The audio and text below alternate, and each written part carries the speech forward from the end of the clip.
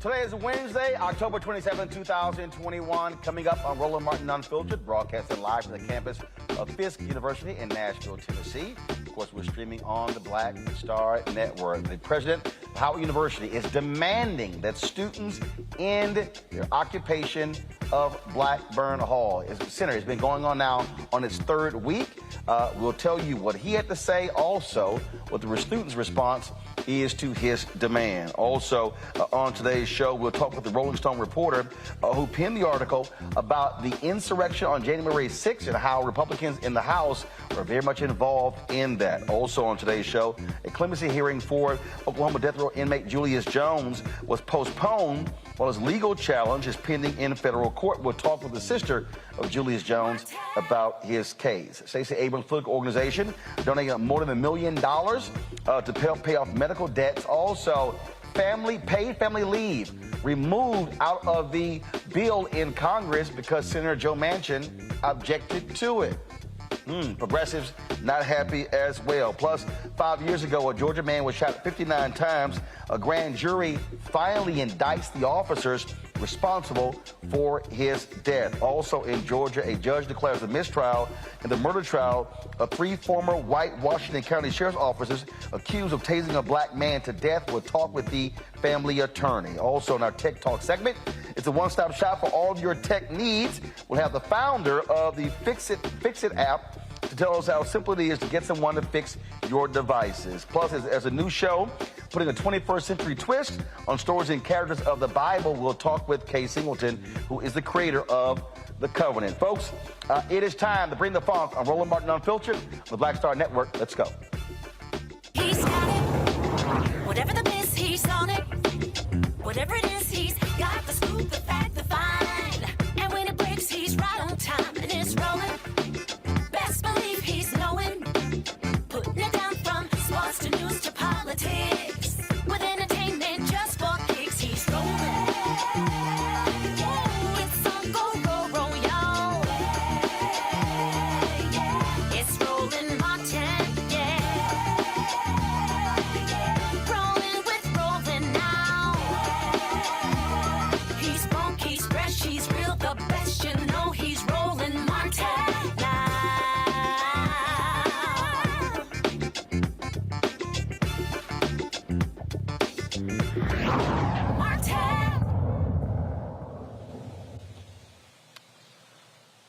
The protest at Howard University's Blackburn Center now in its 3rd week. Students have been occupying the center, also living in there, sleeping in tents on the inside as well of Blackburn Center.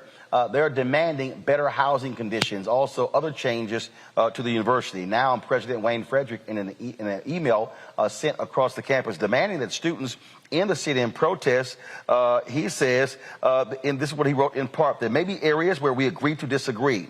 That's the nature of a vibrant community. However, Howard University's proud tradition of student protest has never been and can never be invoked as a justification for tactics that harm our students. The current occupation of the Armour J. Blackburn Center is a departure from past norms. There's a distinct difference between peaceful protest and freedom of expression and the occupation of a university building that impedes operations and access to essential services and creates health and safety risk. The provost and university's general counsel met with leaders of the student protest and their legal counsel and engaged in a discussion regarding the path forward. As conveyed at that meeting, the university is willing to continue engaging in substantive conversations with student protesters and leaders regarding their expressed concerns. The occupation of the Blackburn Center must end. Now, the students responded with their own letter. They are asking for community support in this battle. They say, at this time, we are still calling on President Frederick to do the right thing. He refuses to give us amnesty, and because of this, we are in fear of retaliation. We're asking parents, alumni, faculty, the media, community, and national leaders to make sure students who have participated in this protest for the betterment of Howard University are protected and respected, not harmed. We want amnesty and honest negotiations, not retaliation. As I said, students are protesting living conditions and lack of support, basically from the university's administration. They're also demanding the following: an in-person town hall with President Frederick and the administration to be scheduled before the end of this month. The students want the reinstatement of all affiliate trustee positions on the Board of Trustees with voting power, and they want the president and chairman of the board to propose a meeting with student leadership outlining their housing plan to protect the incoming classes of Howard's immediate future. Now, again, they occupied the university's largest cafeteria and home of Student Life office since October 12th. On Monday, we talked to university leaders and students involved in the protest.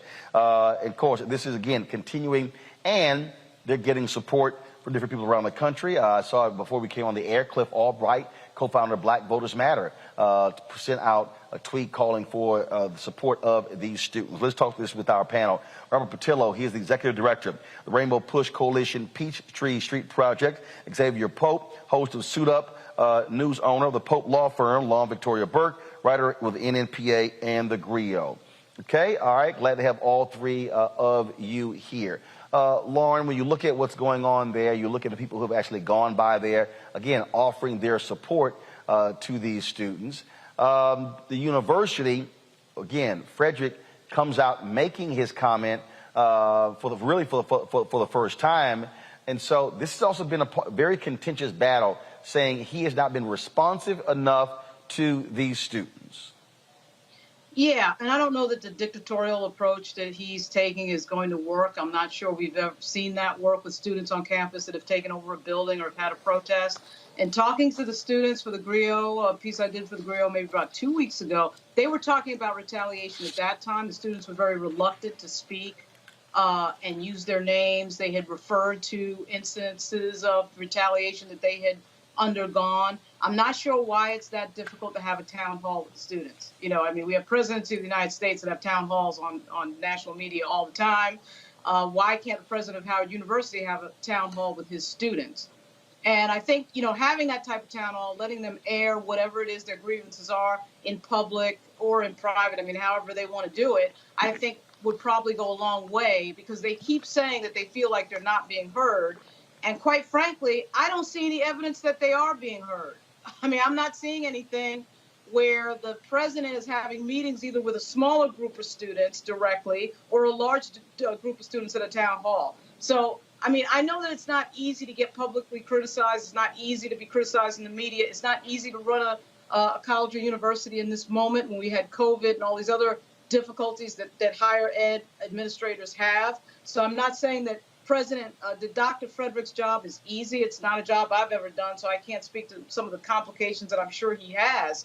But I'm not seeing a lot of outreach and a lot of basic communication that I think would take a lot of the pressure off. And frankly, I think this moment is happening because they're embarrassed, and they've been embarrassed in the media, and the story is starting to go more national.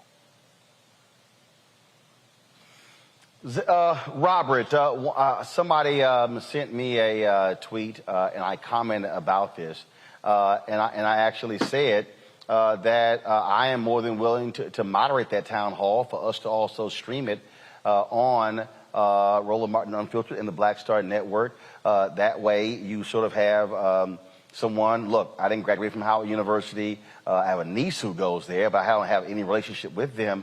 But really what is required here are some honest brokers who both sides can at least respect that they're going to be fair when it comes to trying to resolve this. Because, again, in the conversations that I had with those students, they made it clear they're not going anywhere.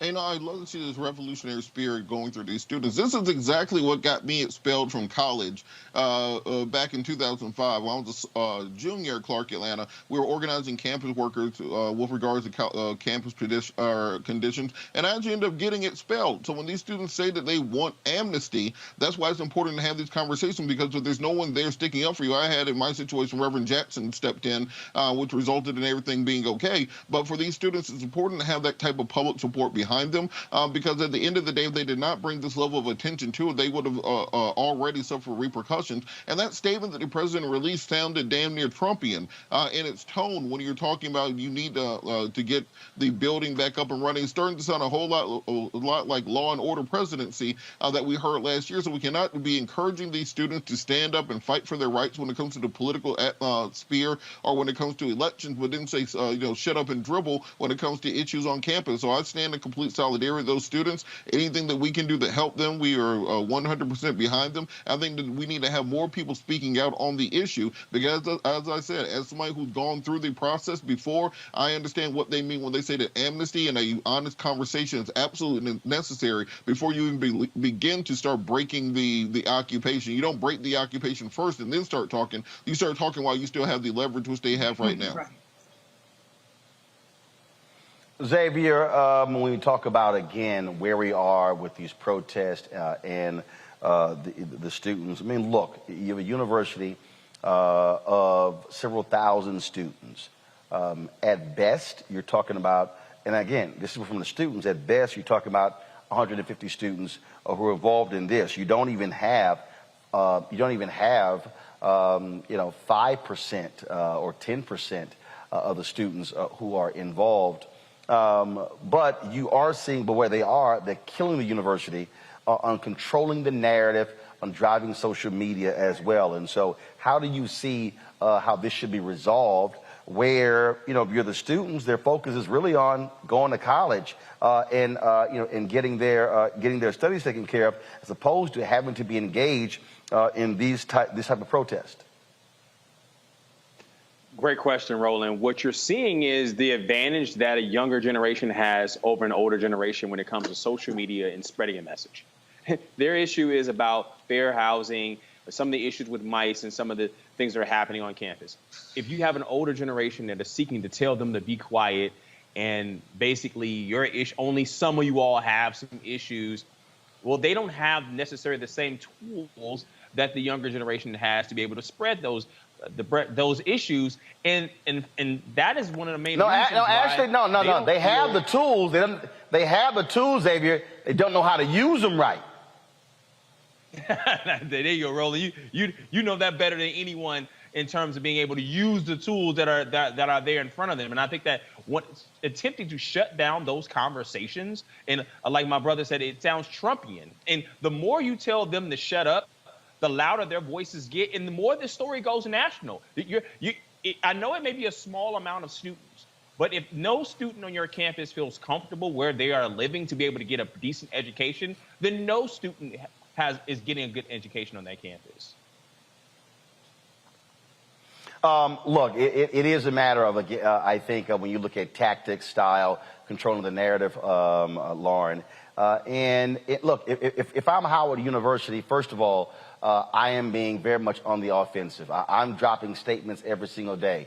I'm posting videos of crews cleaning up. I'm giving a daily rundown. It's sort of like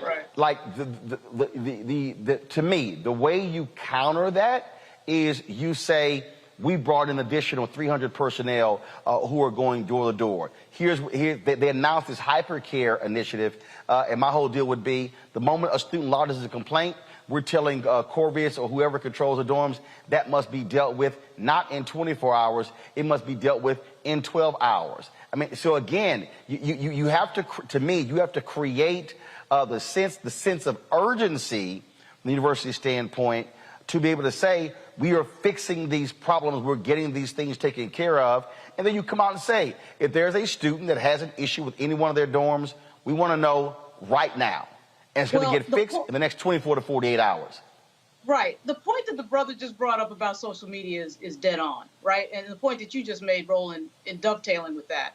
These students are beating them like a drum on social media because they're doing, Roland, what you just said, which is presenting, they're not just complaining and they're seen with a bullhorn standing outside of Blackburn. They're showing the problems visually on their social media accounts. So anyone can see that because, of course, there's no filter.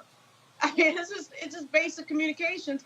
And Howard University can't even get their act together to get their communications director to make basic statements to the press about some of the things they've done. I suspect, as you reported, Roland, that Howard has done some things to address their problems. But the general public doesn't know anything about it because Howard is not particularly good at communications. The other thing I would say is some of these academics that have a lot of letters after their name, that are PhDs, they tend to get into this sort of arrogant, ego-driven mode of not wanting to listen to people who are not PhDs. So I think one exercise that might be a good idea is for the president to sit there and listen to the students go on and on about their problems at a town hall. What are you gonna die over that? Is the world gonna end? You sit there for 2 hours, you listen to them, voice their concerns. Some of those things I suspect Dr. Frederick can fix, and some of those things I suspect Dr. Frederick cannot fix. You have a clear communication with them. Why is this difficult? People do this all the time. But that type of self-study, and it's interesting because the irony here is we're talking about an institution of higher education. You're teaching people and encouraging people to be outspoken in the world and to have views and to go out and express themselves. And then when it comes down to you doing it in your own real world life, now all of a sudden you have a problem with that when it comes to the students that are at the university. And shout out to Dr. Greg Carr, who has been supporting the students on Twitter and adding some color to this. I mean, I just don't understand why they can't have a town hall. Why is that a big deal? You're not capitulating to a whole lot. You're agreeing to a conversation. Well, why is that a big deal? And optically, I think it would be a win for Dr. Frederick. But, you know, I mean, whether you've been to college or not, I sense some institutional arrogance. I'll say that. And Roland, look. Well, I'll tell you, Robert and Xavier. Again, this is how I would conduct their town hall. I would say university-wide. I would have all of my leaders sitting right there. And when a student says, hey, here's an issue, I would then go, so-and-so, write that down. See, not even wait. No. You come, give them your information right now, look into it. See, again, that's how I'm handling town hall. See, I'm not even sitting here getting into a debate, a conversation, into an argument. Now, if somebody says something that's demonstrably false, then I think you correct it. You allow them to vent, and you simply say, that's who's going to be taken care of. And so then what you're doing is you're showing transparency and public accountability, saying, this is the person who's going to handle that issue. Oh, that's an academic issue? This is that person. That's a financial aid issue? That's that person. That's a housing issue? That's that person. And then what you do is you tell those companies that have the housing contracts, all of your top executives must be at this town hall. That is how you do it. Yeah. But Roland, I think better get rolling on the phone. You get to that. Yeah, I think even before you even get to that point, however, what's so hard about saying these students will have amnesty? That they will not be prosecuted, they will not be negatively impacted academically, they will not be expelled as a result of this. You can do that right now. Before you even have the town hall, before you do anything else, you can send out a tweet right now saying these students will be protected from any kind of reprisal as a result of their protests. As somebody who's been through it, I can tell you that's very important when you're trying to explain on a law school application why you got expelled from a university. So these kids' futures are on the line. And I think that that's something they can do right now before you even get to the optics of the town hall, to the optics of trying to control the narrative on what's going on with students, to the social media lapses. You know, it's almost like an 80s movie where you have the students who are protesting the overbearing dean or whatever it is. You never beat the students. The students always win. So I think the university has to understand that they're going to, unless you want to alienate what finances your university existing, without students, you do not have a university. I think unless they want to find themselves in that situation, they will come to the table and capitulate to much of what the students are asking for, and that begins with telling these students they will have amnesty, they will not face any consequences for exercising their rights and actually pushing for the change. We tell them they're going to college to learn how to change the world, and you cannot punish them for doing so. Xavier? Yeah, the more this becomes a bigger issue, Roland, the more this becomes a tool for the right. I mean, we all know that Kamala Harris went to Howard University. I mean, you're setting yourself up for even more damage that are ancillary to the debating issues that are being brought for a small number of students. So you want to be able to get the issues out there, get someone out there to be able to hear those issues and move past this issue. All right, folks, got to go to a break. We come back, more on Roland Martin Unfiltered. We talk about the case of Julius Jones out of Oklahoma. That clemency hearing has been postponed. Also, paid family leave apparently is out of the bill on Congress because Senator Joe Manchin doesn't want it in at all. You look at social media right now, progressives are pissed. A lot of us to discuss right here as we broadcast live from the campus of Fisk University, Jubilee Hall here in Nashville, Tennessee. We'll be back on Roland Martin Unfiltered and the Black Star Network.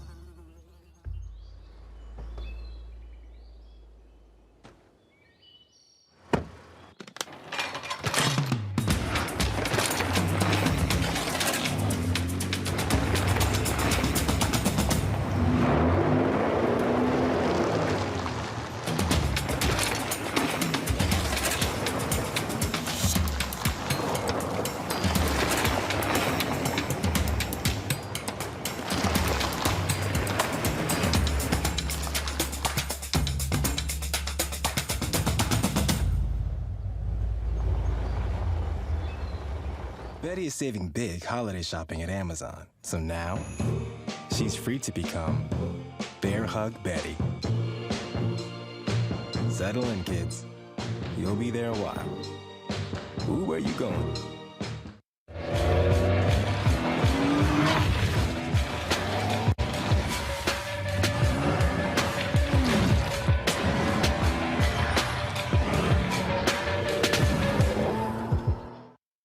Hi, everybody. This is Jonathan Nelson. Hi, this is Cheryl Lee Ralph, and you are watching Roland Martin, Unfiltered.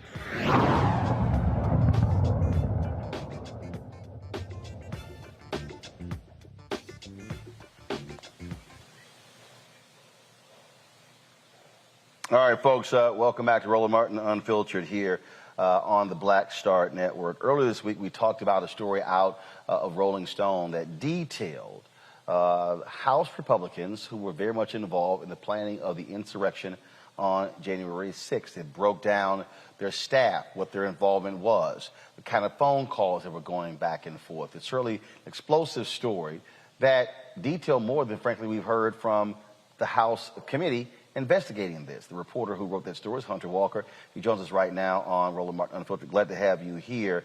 It's interesting, Hunter. I saw Eric Erickson, who's a conservative.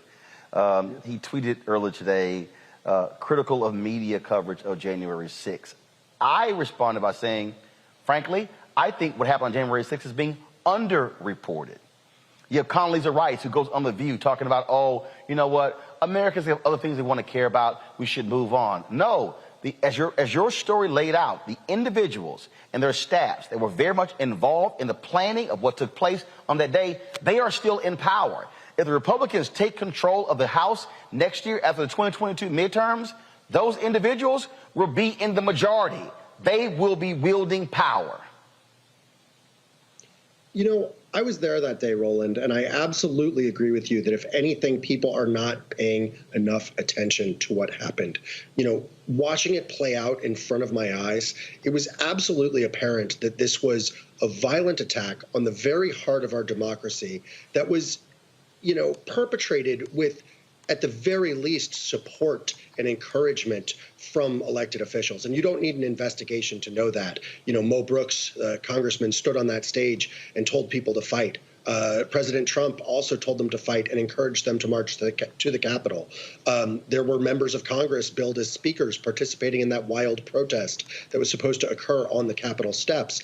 It was also apparent to me just how violent this act was. The Capitol Police, who testified in July before the House Select Committee, have said they engaged in quote-unquote medieval fighting that day, as this crowd armed with weapons from clubs to axe handles that I saw in the crowd, you know, absolutely just brawled with them on the steps of the Capitol. And it was also apparent to me that it could have been so much worse. Those officers have talked about, you know, not being able to fire at the crowd. And I know at least part of that was because they were aware you would have had massive bloodshed, both with members of the crowd pulling their guns, which we know through police records that they did have, and also through trampling that would have occurred with the massive crowds that had breached the barriers. So this was a very, very, very serious incident. I mean, I was talking to a member of the Capitol Police today who said there are members still out with their injuries from that day. And a question I often ask myself and people who I discuss this with, you know, what was the hashtag for January 6th? Was it Capitol Strong? What is the ribbon color? How are we honoring those members of law enforcement who held the line that day under the worst conditions? Well, I think the difference you have here is that typically when you talk about who is fighting for law enforcement, Republicans love to talk about that. In this case, they don't want to do a damn thing. Look at the Republicans who voted against honoring the police with the Congressional Gold Medal. It is abundantly clear that they knew exactly what took place. That's why House Minority Leader Kevin McCarthy has been fighting against this committee. They do not want, look how angrily he responded, threatening companies saying, if you dare turn over our phone records, you're going to have a problem. They know what those records are going to show. And it's been interesting to watch the feedback through my story. I had Congressman Louis Gohmert of Texas, one of the members who I named as being, allegedly involved in planning out these rallies. Today he was taking issue with the fact that in one of my emails to him, I accidentally wrote she instead of he at one point. And he was, mocking the story as quote unquote vague gossip. And he never answered that email. And on Twitter today, he never answered any of my questions about what his specific objections are there. Members such as Lauren Boebert and the office of Marjorie Taylor Greene have responded by essentially saying they didn't plan violence. But that's not what my sources alleged. And I should note they credibly alleged this because I independently verified that they were involved in the organization of the January 6th protest and some of the related demonstrations against the election that occurred around the country. I also separately obtained documentary evidence that they were in touch with Boebert and Paul Gosar of Arizona on January 6th. And their allegation was not, necessarily that these members, specifically called for violence. What these members did was participate in quote unquote dozens of planning briefings with organizers where they strategized how to object to the election, both on the House floor and through these protests that occurred around the country, which were designed to pressure key senators to join them so they could have an official objection on the House floor. So they were directly involved in that strategizing, which frankly, Green and others have almost seemed to admit in their statements. But in the case of Paul Gosar, according to my sources, who again were in touch with him that day unquestionably, he went a step further, allegedly. And they claim that he and members of his staff dangled a quote-unquote blanket pardon that he said implied he'd discussed personally with Donald Trump as an encouragement to get them to host these events. And overall, they described all of this as sort of creating the condition for violence because you had people who were very angry, you had a substantial militia presence, and somewhere along the line, and I think it's key for the investigation to figure out who, how, and where, this went from a planned sort of road show to go along with objections on the House floor and turned into a march on the Capitol. We already know that one key figure in that is President Trump, who encouraged the crowd to make that march while he was on the stage. My sources described being livid and literally cursing when they realized that's what he was doing, because as far as they knew, that wasn't part of the plan. But they also implicated Mark Meadows, the White House chief of staff. And they said that, concerns were raised to him about this quote unquote wild protest that far right activist Ali Alexander was holding at the Capitol. And they say the concern was that the people were too angry, as my source said, quote, they weren't there to sing Kumbaya, and bringing them right to the side of the Capitol when they were fixated on the certification taking place on the House floor was reckless, in even the view of some people who partook in planning these events. Before I go to my panel with questions, Mo Brooks, why in the hell are you wearing body armor if the goal wasn't violence? And, before we go to the panel with questions. Go ahead. No, I was just going to say, before we go to the panel with questions, if we're talking about wardrobe, Roland, I just want you to know this is my Yankee baseball collection back here. Sorry, I got the wrong hand. That's a team that won a couple real championships without trash cans. I just got to specify that. I'm sorry. Yeah, and y'all got that ass whooped this year and last year and the year before that. So I understand how rough it is to be a Yankees fan, to spend all that money, and you can't even get out of the first round. I understand. It's all good. Let's go to my panel with questions. Ralph Patillo, you first.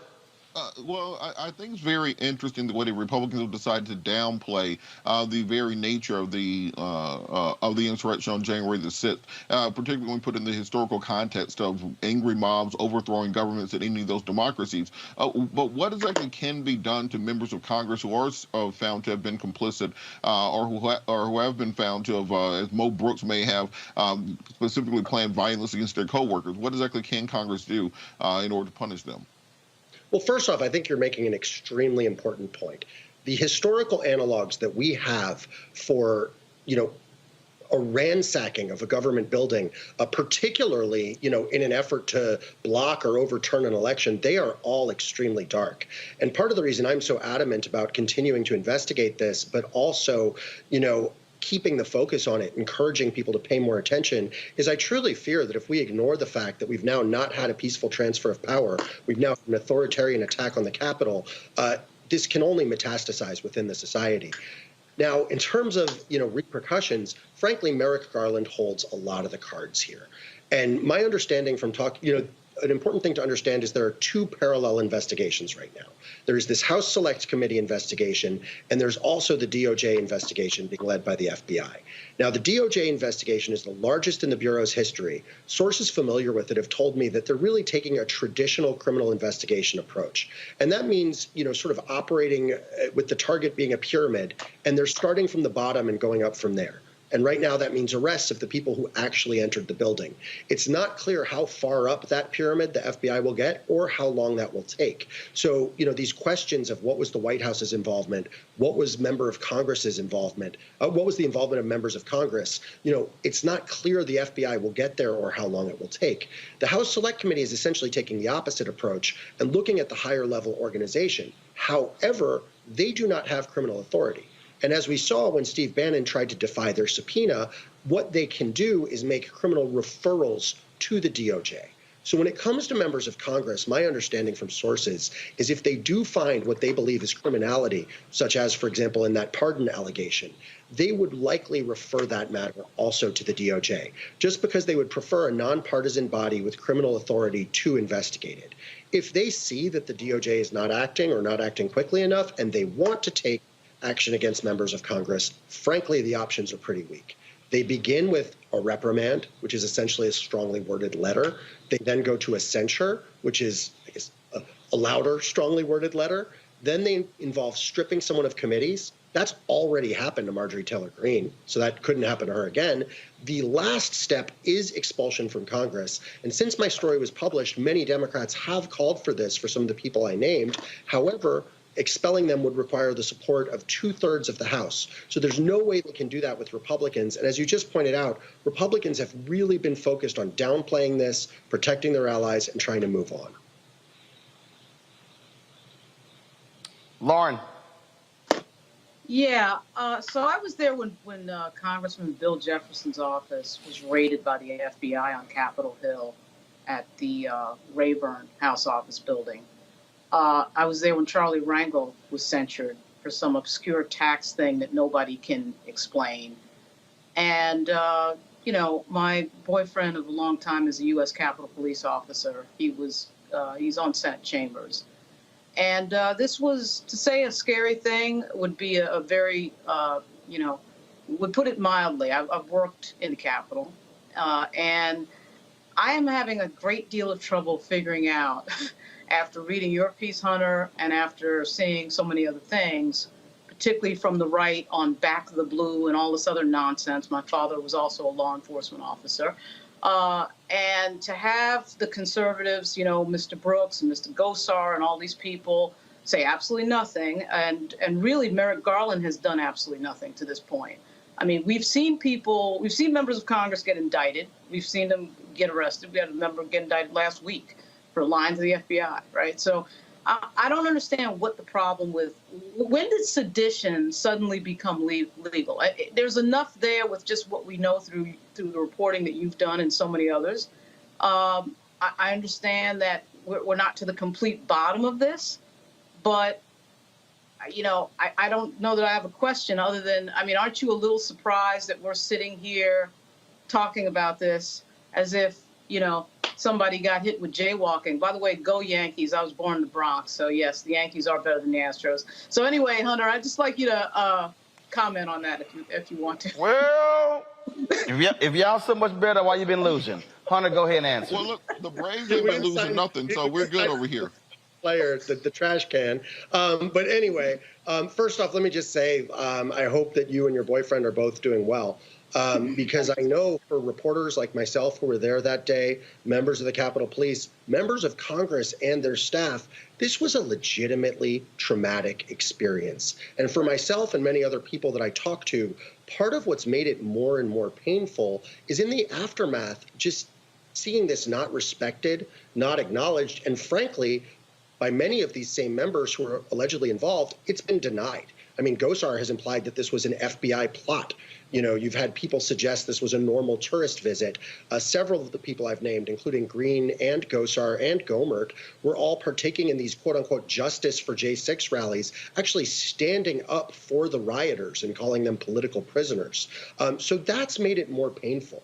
And one of the things that really stood out for me that day, as you just alluded to, was watching these Blue Lives Matter flags flying over a crowd that was literally attacking and clawing at police officers. Notably, Capitol Police Officer Harry Dunn has been absolutely outspoken in House hearings about the fact that this crowd hurled racist abuse at these officers. And I believe it was Officer Ronel Aquino. I may have his name wrong, but he made a really important point that hit me pretty hard, because I covered the Black Lives Matter protest last summer extensively. And he said, quote, "Why the different response?" The second those protests were happening, the next day, military, a slew of federal agencies, including DEA, the Bureau of Prisons, was on the street in D.C. I was in that crowd that was tear gassed at Lafayette Park. Rubber bullets and flashbangs were flying. We just simply didn't see that kind of reaction here. And as you're noting, we haven't seen it really any universal or strong condemnation from Republicans. In fact, at every level, you know, including based on my reporting in the planning and in its aftermath, we see encouragement and defense. Xavier? 33 hearings, 7 investigations, and 11 reports about Benghazi. And the Republicans rejecting looking into an attack right here on American soil.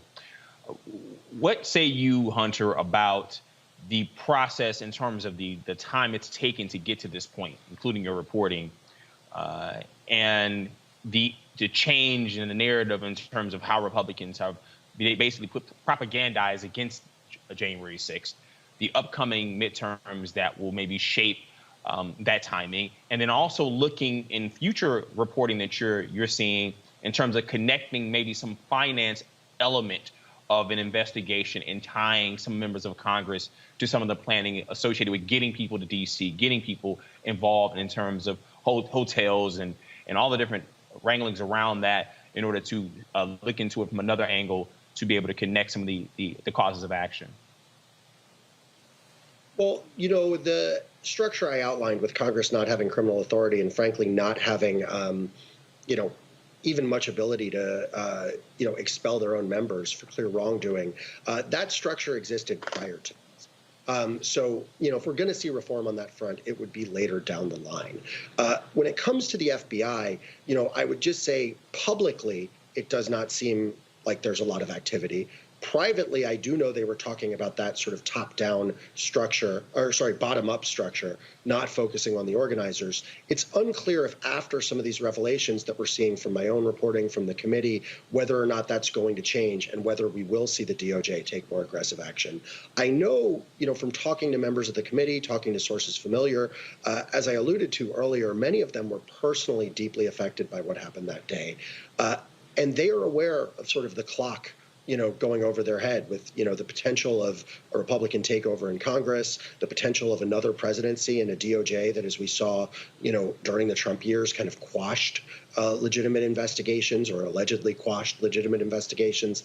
And I think what they're trying to do, and frankly, I'm trying to do something similar in my reporting, is present as many of the facts of what happened that day publicly as possible, both to potentially encourage the DOJ to act and also to encourage public awareness and perhaps public concern. So far, based on multiple sources I have who've talked with the committee, their focus actually has been on the financing. You know, questions of sort of who bought the stages, figures such as Mike Lindell, the organization Women for America First.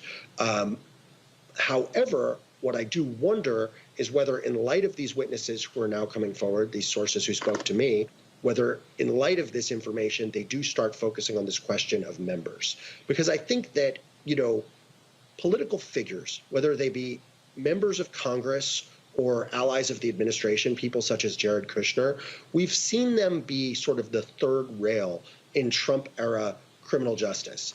And what I mean is, situations like clear violations of the Hatch Act that just completely went unprosecuted. The question of emoluments just completely going unprosecuted.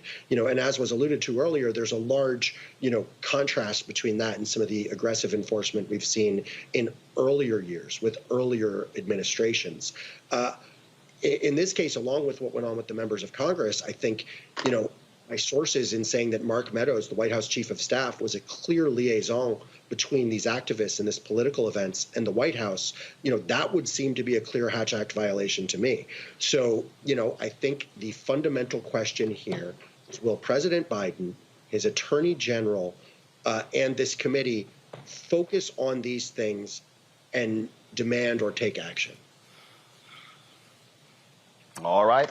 Hunter Walker, Rolling Stone. We look forward to seeing more reporting here. It's critically important to get all the facts, and so we surely appreciate it. Thanks a lot. Thanks so much for having me, guys. And just say one time, go Astros. Staying with the American League, Hunter, you and Lauren, you traitors. All right, y'all. Gotta go. I got to Atlanta. Yeah, we gonna have all y'all crying.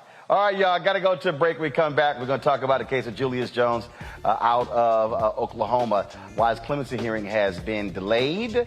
That and other news on Roland Martin Unfiltered, broadcasting live from Jubilee Hall here on the campus of Fisk University, Nashville, Tennessee, on the Black Star Network. Back in a moment. Oh, that spin class was brutal. Well, you can try using the Buick's massaging seat. Ooh, yeah, that's nice. Can I use Apple CarPlay to put some music on? Sure. It's wireless. Pick something we all like. Okay, hold on. What's your Buick's Wi-Fi password? Buick Envision 2021. Oh, you should pick something stronger. That's really predictable. That's a really tight spot. Don't worry, I used to hate parallel parking. Me too. Hey. Really outdid yourself. Yes, we did. The all-new Buick Envision, an SUV built around you. All of you. Once upon a time, there lived a princess with really long hair who was waiting for a prince to come save her. But really, who has time for that? Let's go. Feeling myself. I'm feeling She ordered herself a ladder with Prime one-day delivery, and she was out of there. I want some hood girls looking back at it and a good girl in my tax bracket. Now, her hairdressing empire is killing it. And the prince, well, who cares? Prime changes everything. Hi, I'm Eric Nolan. I'm Shantae Moore. Hi, my name is LaToya Luckett, and you're watching Roland Martin Unfiltered.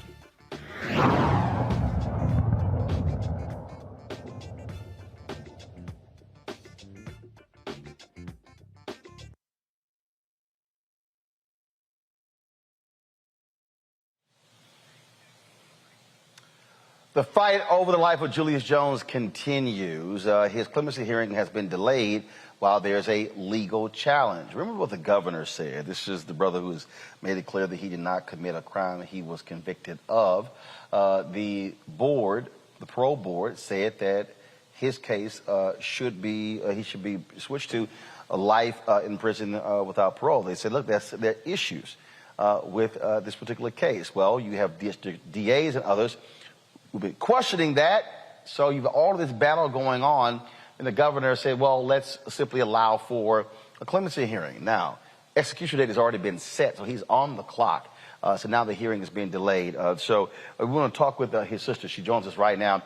There have been lots of activities going on. She's actually on her way right now to a freedom vigil. Antoinette Jones, glad to have you here. So first of all, last time you talked to your brother, how does he feel? What are his spirits? Just give us an update on what's going on there in Oklahoma. He is glad. So first, I talked to him a couple of hours ago. He is glad for the stay of executions. He's glad that Mr. John Grant is not going to be executed so far that we know of tomorrow. He's glad that he doesn't have an execution date, but he still wants people to encourage our Honorable Governor Kevin Stitt to commute his sentence to time served and a release, and or life with the possibility of parole. That is still what we are asking Governor Stitt to do. I believe there's no, I don't think there's a limitation or anything. I think that there's a possibility that he could reverse his position. I'm not really for sure with the law, so I have to get back with the lawyers. And of course, you have this 5-member parole board that weighed in, and so there's been continuous action, continuous pressure. We've had Tiffany Lofton on the show. She's been down there in Oklahoma, other activists as well, and so all of that work has really kept the focus on this case. Yes, sir. Yes, sir. Grassroots law has been a blessing. We the People has been a blessing. I'm appreciative to Miss Tiffany Lofton for coming down here and just as soon as she dropped on the ground, getting to work and mobilizing and strategizing. It's been a blessing to have all walks of life tap in and fight for my brother's life, fight for his freedom. And I just thank God for everybody tapping in and helping. So where are you now with the legal challenge? So what exactly is the legal challenge which caused the clemency hearing to be postponed? So from what I was told is that there's a stay of execution because of the protocol, like the drug usage. So the last 2 executions, they were botched, from the drugs that were used. So that was my understanding. I'm not real familiar with exactly what all that entitled. So, yes, sir. Well, it is certainly a case that we're going to continue to follow. Want you to be safe there as y'all are going down the road to this vigil. Again, we will stay focused and continue to support this case and keep bringing in people and making them aware of what's going on there in the state of Oklahoma regarding the Julius Jones case. Yes, sir. Thank you. All right. Appreciate it. Thank you so very much. All right. Let's talk about, folks, what's happening in Capitol Hill in the nation's capital. This economic bill, this reconciliation bill, they've been going back and forth. You've got Democrats, Kristen Sinema and Joe Manchin. They are saying no more than Republicans. Now we are hearing that Senator Joe Manchin has completely objected to any paid family leave, and therefore that has been dropped from the bill. Progressives are blasting this decision all on social media. Lauren, here's a guy who is from one of the brokest, sickest, poorest, most illiterate states in the country, and you swear he thinks he's representing billionaires and millionaires. Well, maybe he is, but they don't live in West Virginia. Right. And he's only representing like 0.5% of the population of the United States. And frankly, I just think that some of this is the result. Yes, it is Manchin. It is his fault. We should focus on him. And there's no doubt about the fact that he has created this situation. But somebody's got to get gangster at the White House. And if it's not going to be the president, it's got to be somebody else. Obviously, it's not going to be the president. I think part of what we're seeing is that these people are friends. They've served together in Congress. Schumer, we had this little silly back and forth in the media about how Manchin was saying that he and Schumer had this relationship like they were like brothers, and sometimes it gets loud. These people are friends. They're friends with each other. And most of them, particularly in the United States Senate, are millionaires. So I don't think that they have the sense of urgency that the average American has when these things happen. Even in the midst of a global pandemic that has taken the lives of over 700,000 Americans, if they don't have the sense of urgency now, when are they going to have it? When could it possibly be more urgent than what we've seen over the last year? So once again, I do think that you teach people how to treat you. People get away with what you allow them to get away with. They've allowed Kirsten Sinema, who's a relatively junior senator, and Joe Manchin to run the table. And I don't see any real, ramifications. I don't see anything going on that would indicate to me a real sense of urgency from the White House. Unless we're going to find out later in somebody's book 5 years from now that furniture was moving in some of these meetings, which I don't think is the case because we haven't heard that, then what exactly have they been doing to exert pressure on Sinema and Manchin? Xavier, bottom line is the Joe who's really running everything is Joe Manchin. Yeah, he is. And here's Joe Manchin objecting to billionaire tax, saying that we shouldn't have a connotation of targeting different people when there isn't one billionaire in the state of West Virginia. But here he is wanting to get family paid leave off the books for this bill. Who does Joe Manchin really stand for? It definitely isn't the average American. And what are you standing for? People who don't actually live in your state in terms of the tax. I think it's ridiculous. I think this man is grandstanding. He wants it all about himself. Reports come out about him maybe switching parties, and then he says he's just doing some branding. So clearly it's all about the Joe Manchin brand. Well, that is the case. We also have seen Kristen Sinema not give a damn at all about her constituents, how she has been so dismissive of folks as well. And so what you're seeing is sheer arrogance. And the reality is these two, they're not on the ballot in 2022. They're up for re-election in 2024. Trust me, there's a lot of Democrats, progressives, who are not going to forget what these two have said and done. All right, folks, got to go to break. We come back. Our Black and Missing for the day. We'll also talk about what's happening out of Georgia. A couple of cases that have legal implications as it relates to how African Americans have been treated. That's next. Roland Martin Unfiltered, broadcasting live from Jubilee Hall on the campus of Fisk University on the Black Star Network.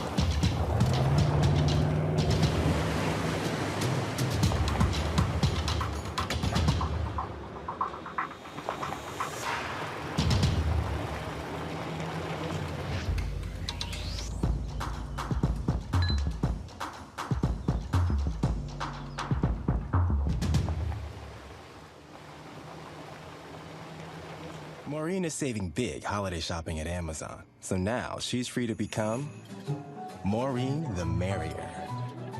Food is her love language, and she really loves her grandson. Like, really loves. Hey everybody, it's your girl Lunel. So what's up? This is your boy Earthquake. Hi, I'm Chaley Rose, and you're watching Roland Martin Unfiltered.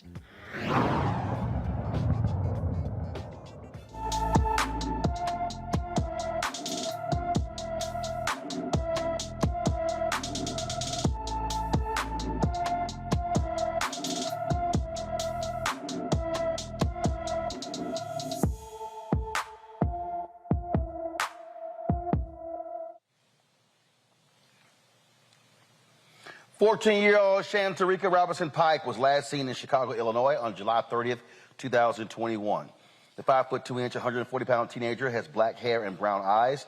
If you have any information on Shantarika's whereabouts, please call the Chicago Police Department at 312-747-8274, 312-747-8274. During the judicial inquiry into the death of Eric Garner, one of the New York police officers involved in the incident admits to making two mistakes in filing the initial incident report. It's amazing how they always seem to do that.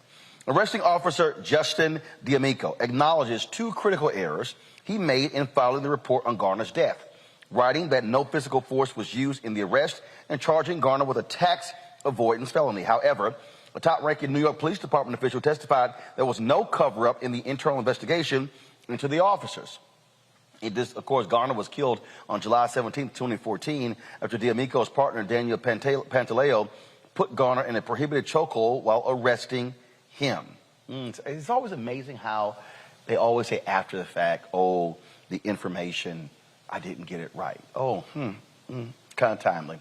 Let's go to Georgia, folks, where two officers, including a U.S. Marshal, have been indicted on felony murder charges. The Fulton County grand jury indicted the officers for the 2016 death of Jamarian Robinson, who was shot during a law enforcement raid on his girlfriend's apartment. In addition to 2 counts of felony murder, Eric A. Hines and Christopher Hutchins were indicted on 6 other counts: aggravated assault, burglary, and 2 counts, each of making false statements in violation of oath by a public officer. Robinson was shot 59 times, leaving him with 76 gunshot wounds. That right there is unbelievable, Xavier.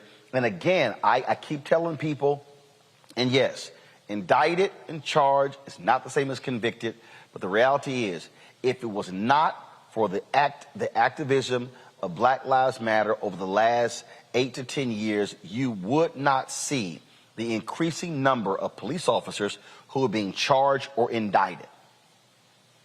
Roland, 76 is just unbelievable. I mean, that's just numbers astronomical to put in someone's body. First, with Eric Garner, how could a police officer put in a report that 10,000 versus 4 packs of cigarettes? I mean, 10,000 and 4 don't even look alike. Number one, in terms of, and what we're seeing is increasingly the lying that is on the paperwork to be able to do this is because they're allowed to do it. No one is holding them accountable for this, and only through activism are these records are becoming public knowledge. And I know that there's nothing that can be done with this inquiry in New York, but it still puts pressure and it still puts something on public record for something to be done in the future. And so that's the most important thing there. The ball is still being moved forward. I know people want more action, but there's something being done. And then also, it's really important that there's a focus on qualified immunity and things of that nature, but there really has to be a change in our laws that really focuses on the standard of conduct for police officers. And if you violate that certain standard of conduct, then it becomes criminal. We really have to put pressure on making sure that's the law that changes instead of relying on what the laws exist where we are currently. Lauren? You know, as the kid of somebody who was a member of the NYPD, I would say that the culture is that of not wanting to be questioned and really, just running the table on everything. So when you see this sort of impunity in paperwork, we see this, the things that are written down in paperwork and nobody pays any price for it. Obviously, that's part of the culture, unfortunately, of lack of accountability. A lot of these big city police departments feel like they are above being questioned. And you're right, Black Lives Matter did change the calculus, at least opened the door to being questioned. I mean, it's still a very rare thing that a law enforcement officer is prosecuted for anything that happens while he's on duty, while he or she is on duty. But you can see that at least we're questioning these things. At least, we're looking into these things. And I'm not sure why the profession of law enforcement is so sensitive about these issues, because everyone understands that these jobs are complex. It's a tough job. I actually think what's at the root of a lot of these problems is that we ask our police to do too much. We have no policy really for mental illness in terms of handling people who are mentally ill. We expect the cops to handle everything, literally everything.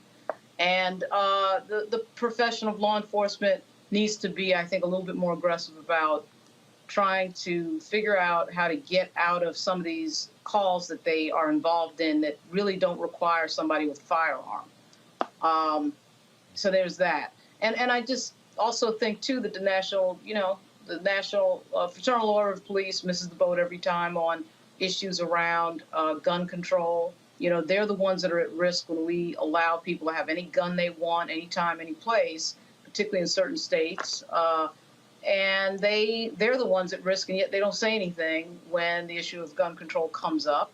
So, I don't get a lot of what goes on with leadership in these police departments, because I do think that there are a lot of issues that they could really make better for themselves and society at large, and they choose not to do that, and we see the results.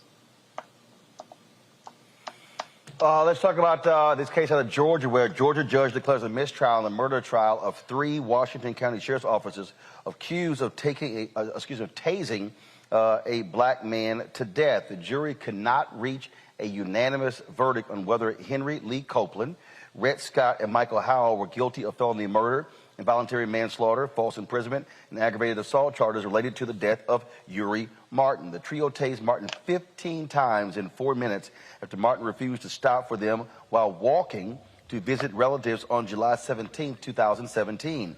The defendants remain free on bond while prosecutors decide if they will retry the case.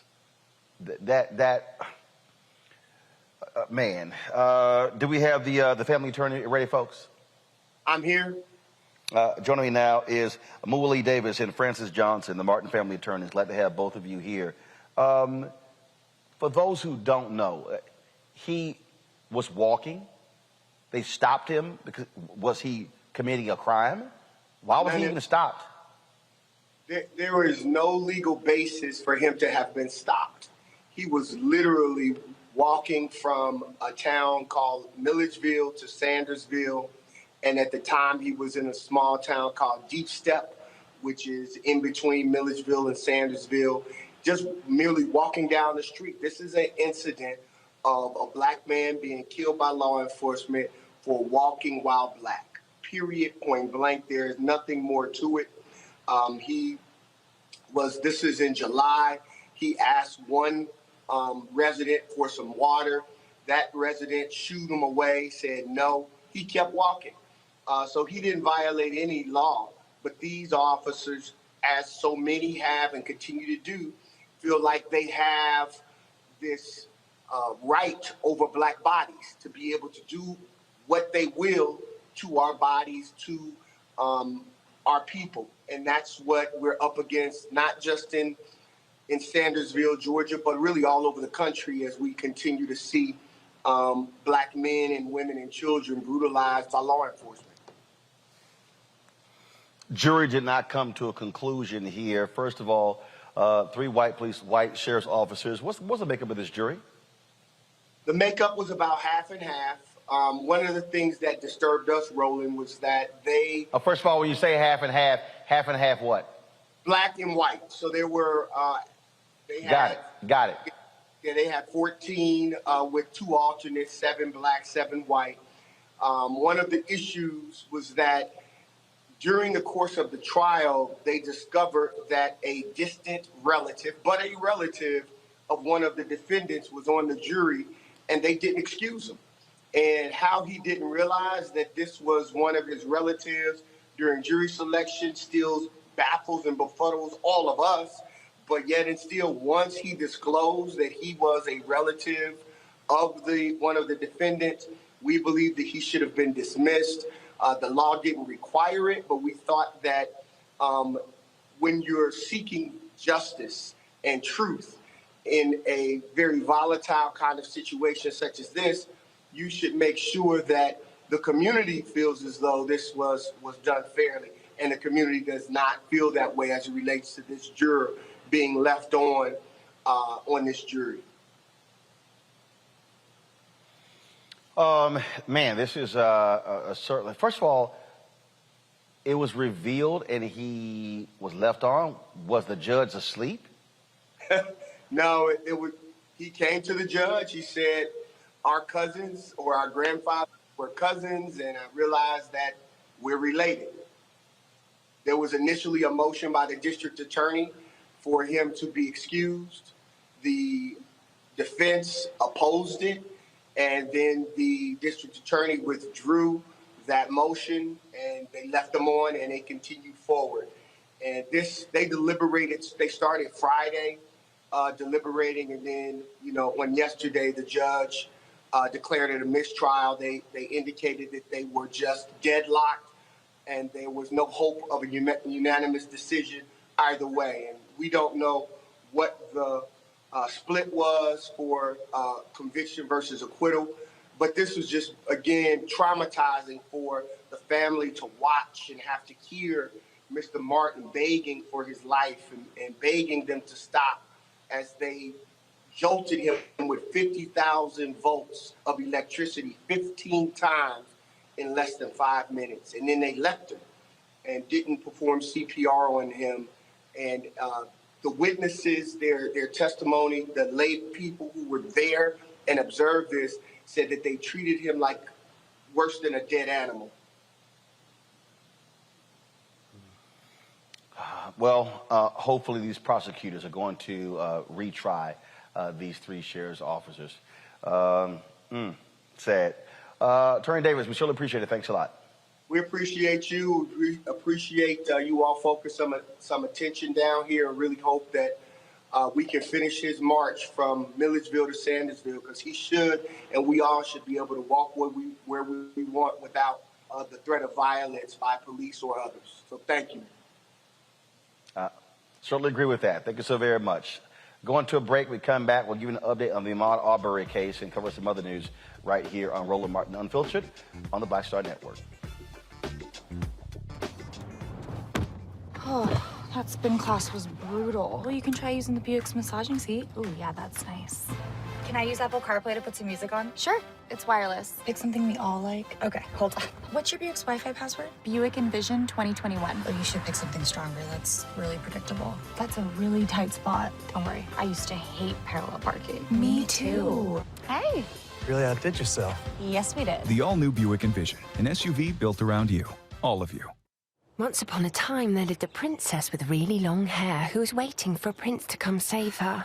But really, who has time for that? Let's go. Feeling myself. I'm feeling She ordered herself a ladder with Prime one-day delivery, and she was out of there. I'm with some hood girls looking back at it, and a good girl in my tax bracket. Now, her hairdressing empire is killing it. And the prince? Well, who cares? Prime changed everything. But I'm back at it, and I'm feeling myself. Hi, I'm BB Winans. Hey, I'm Donnie Simpson. What's up? I'm Lance Gross, and you're watching Roland Martin Unfiltered.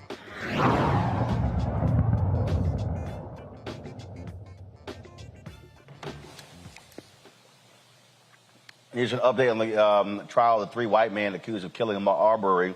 The goal is for the attorneys, they're trying to qualify 64 potential jurors to select a panel of 12 plus 4 alternates. Today, around 40 people have been qualified to advance since jury selection began a week ago. The defendants, Gregory and Travis McMichael and William Bryan Jr., they're charged with murder, aggravated assault, and false imprisonment and criminal attempt to commit false imprisonment. Of course, remember, they chased and murdered Arbery on February 23rd, 2020, while he was jogging in a South Georgia neighborhood. And so we're going to keep telling you exactly what's going on there as well. Let's talk about, I want to come back to Capitol Hill, talk about this here, and that is this scramble to reach an agreement on the infrastructure bill of President Joe Biden. Earlier, we talked about paid family leave being pulled out. Now this whole debate over this billionaires tax. Democrats wanted to do that to pay for the stimulus package. It was proposed by Oregon Senator Ron Wyden. The billionaire tax will only apply to people with at least $1 billion in assets or $100 million in income for 3 consecutive years.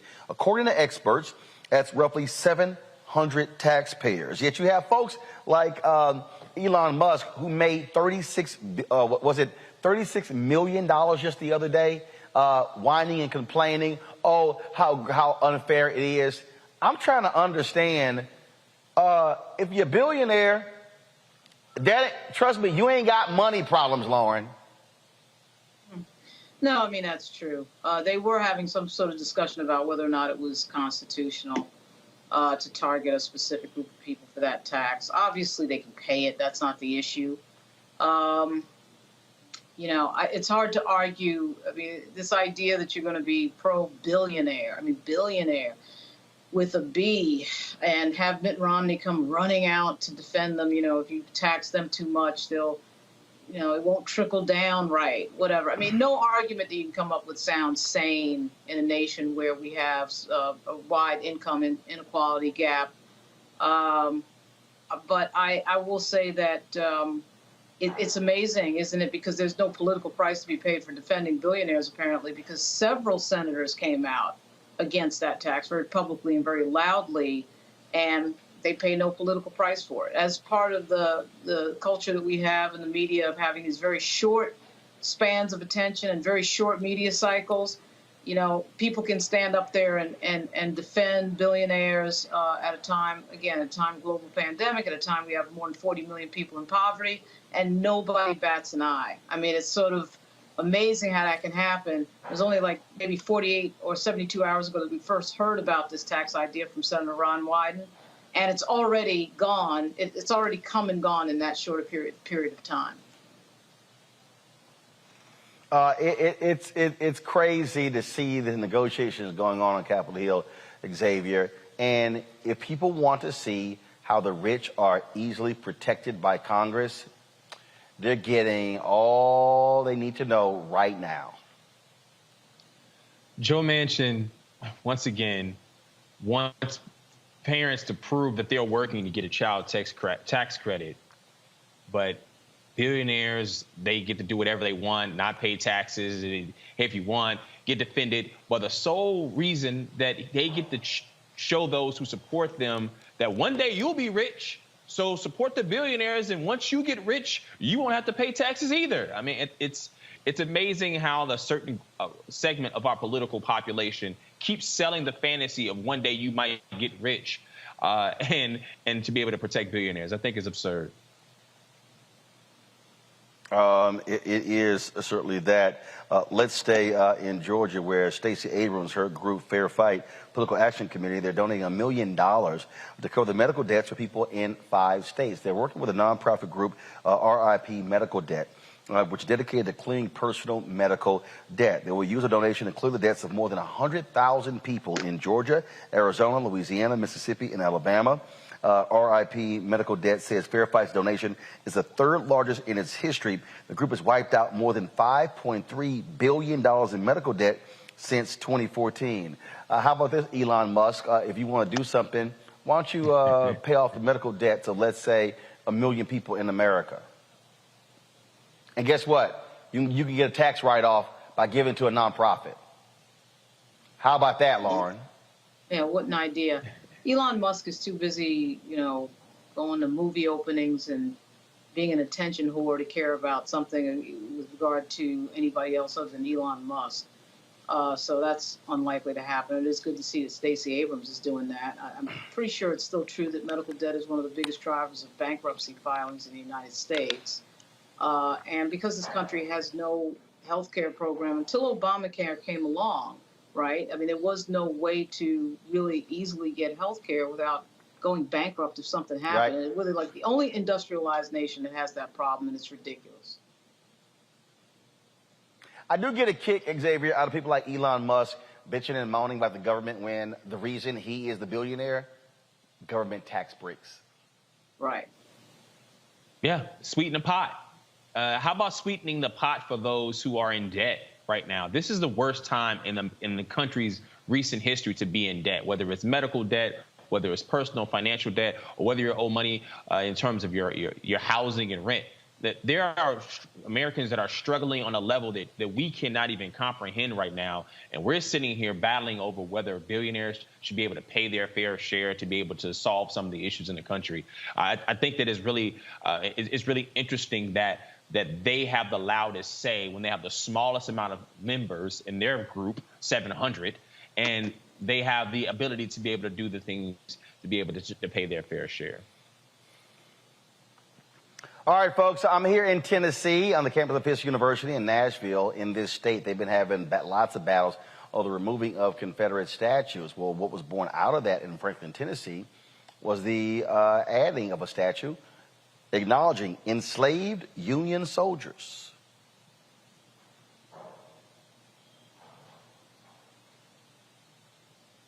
Let's see there, Franklin unveiled the March to Freedom statue honoring the men who served in the United States Colored Troops, the segregated unit of the Union Army during the Civil War. A Confederate statue stands in the middle of the town square. Instead of taking it down, an agreement was reached to create a new historical marker to tell a fuller story of the Civil War, one that included the horrors of slavery and the black people who fought to end it. Boy, but isn't it amazing these people still want to keep their Confederate statues because, oh my goodness, Lauren, what more can we do than to hurt the feelings of the white people who fought to ensure the three of us could never be able to have this conversation free? Yeah, the Confederate statue issue is, it's amazing how people want to hold on to history that was consequential against our country, and yet They still want to commemorate people who lost a war to tear this country in half. It just doesn't make any sense to me. But, as you know, in Virginia, they took down the Robert E. Lee statue, which I frankly thought would never fall, in Richmond less than 2 months ago. And it's incredible to see what people hang on to the past, what part of the past people want to hang on to, what part of the present that they choose to ignore, which is that this country is just becoming more diverse. And I think a lot of people are having a great deal of trouble confronting that reality. No, they are, Xavier, and I keep telling people, you know what? I don't really give a damn about your feelings. You want to try to uphold and keep white supremacy? Yeah, I think we're going to have a problem. Yeah, I think it's interesting that we have a country where over half the states have attempted to pass legislation banning teaching critical race theory or teaching of the historical impact of slavery on modern times, but they want to hold on to Confederate statues. And that were based not on the actual history itself, but preserving some sort of terrorism for a marching equality for black people. And so I think that we have a narrative where people want to be able to sell a false story about what America is and what it has been and what they want it to be. We see this playing out right now in January 6th. That was the opposition to black votes, and 60% of Republicans supporting the big lie because black people put Joe Biden in office. I think that as long as there's one group of America attempting to try to tell a story about what America was and what it is, we're going to continue to see issues like this. And it's really good that this has happened, especially in an area where black people weren't as welcome before. Well, I mean, on that particular point, again, it's understanding our histories, understanding how we got to this point. You see this nonsense happening right now, Lauren, in the Virginia gubernatorial race, where Glenn Youngkin is making a big deal out of a Toni Morrison novel because some white woman, oh my God, my child is reading about these horrible things. And you're going, seriously? Seriously, yeah, stop it. Yeah, that was an unforced error, actually a fairly rare unforced error in the campaign of Glenn Youngkin.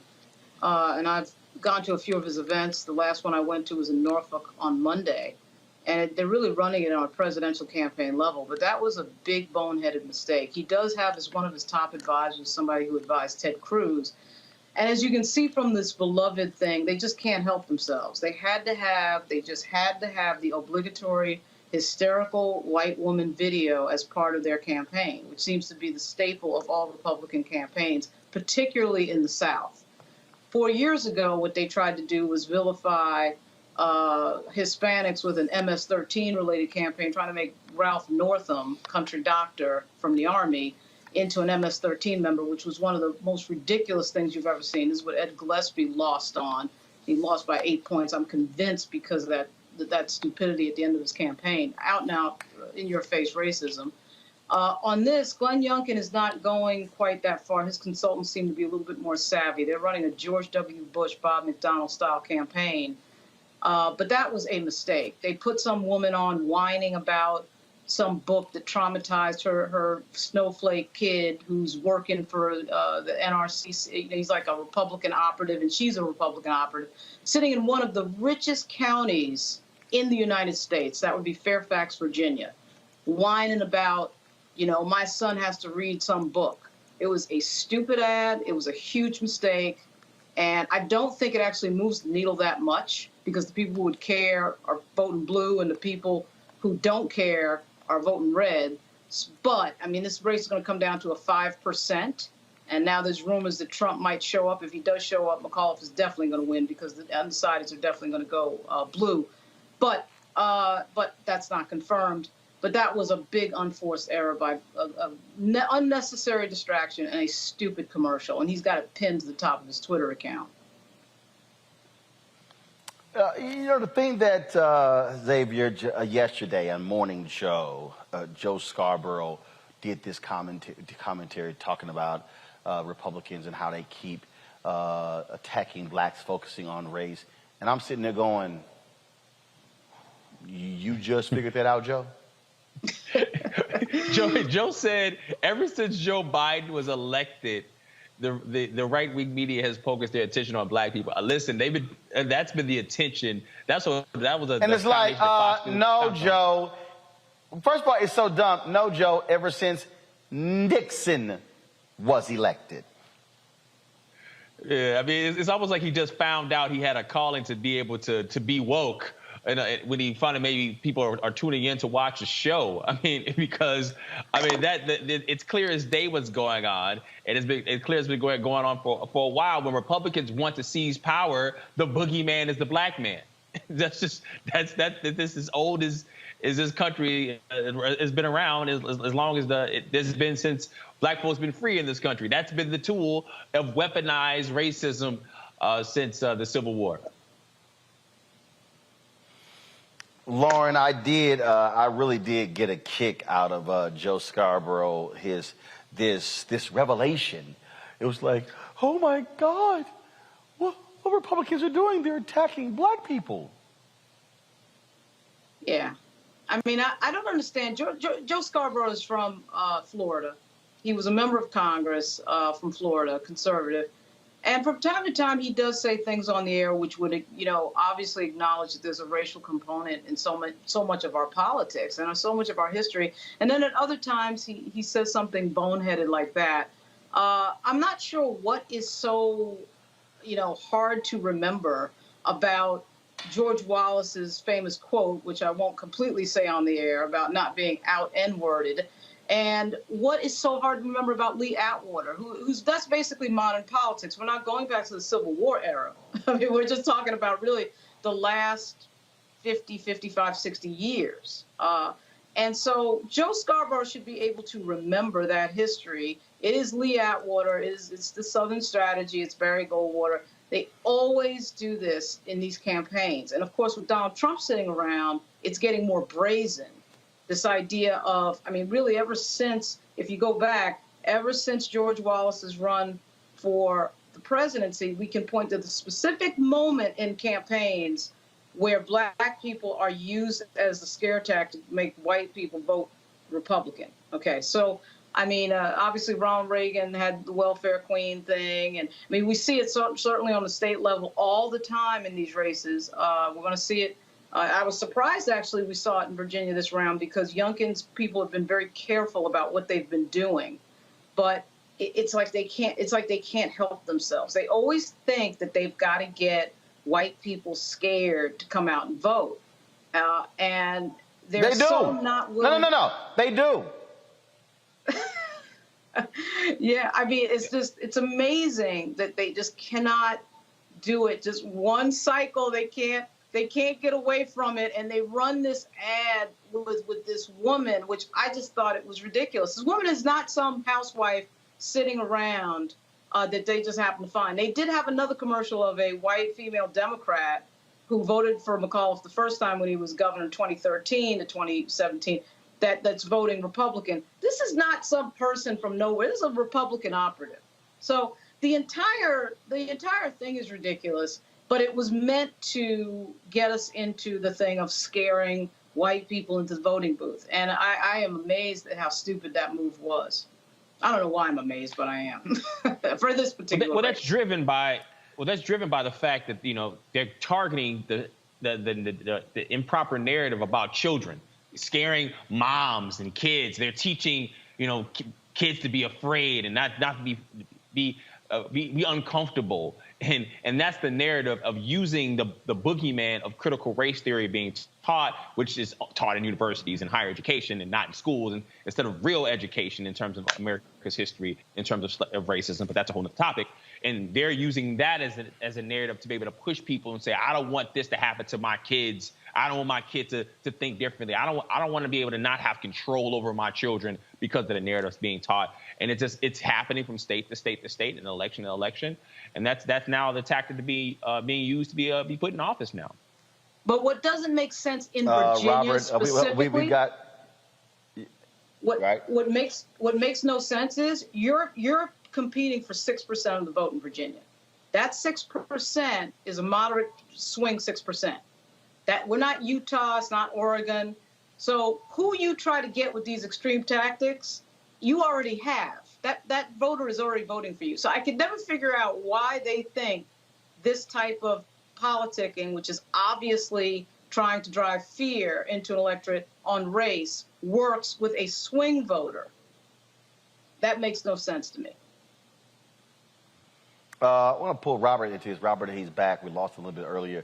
Robert, I just laughed when I saw that Joe Scarborough commentary. Like, Republicans, they just insist on attacking black people. And I'm like, Joe, they were doing that when you were a Republican member of Congress. Well, it's a reflex. They can't help themselves. I'll give you the perfect example.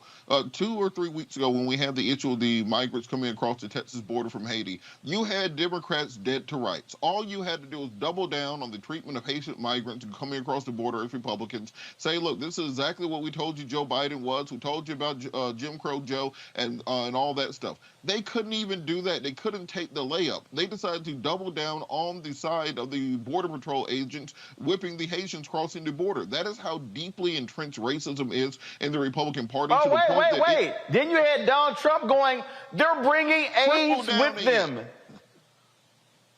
You literally have Joe Biden dead to rights. Everything you said, now's your time to do your black voter outreach. You bring Candace Owens and Omarosa back in. You know, you get out there. This is your time to shine, all the stuff you said. And they blew the layup, and then Donald Trump tripled down on the racism. It is part and parcel. It's to the point now for Republicans that any criticism of white supremacy is seen as being a criticism of Republicans and of America itself. So the fact that, as it was mentioned in the Virginia race, where the mother is saying she's afraid because her son read Beloved, or they're now claiming that a transgender student assaulted a girl in a bathroom at a school in Virginia, and this is proof that Terry McAuliffe's policies are too liberal, causing children. They're literally willing to take the sexual assault of a child as a political issue in order to gain points, because Republicans do not do voter registration. Republicans do not do ground game. They do not talk to young voters. They do not talk to minority voters. So all they can count on is maximum turnout from scared old white people, because the blacks and the gays and the Mexicans are coming, and they have to do something about it. But as Lindsey Graham said a long time ago, they're not enough old white men aren't being born day by day to keep the Republican Party afloat, and that's why it's so important to get that kind of federal legislation in place, like the John Lewis Voting Rights Act and the For the People Act, because those things are needed to put these things to rest. All right, folks, hold tight 1 second. Got to go to a break. We come back. We're going to talk about our TikTok segment right here in Roland Martin Unfiltered on the Black Star Network.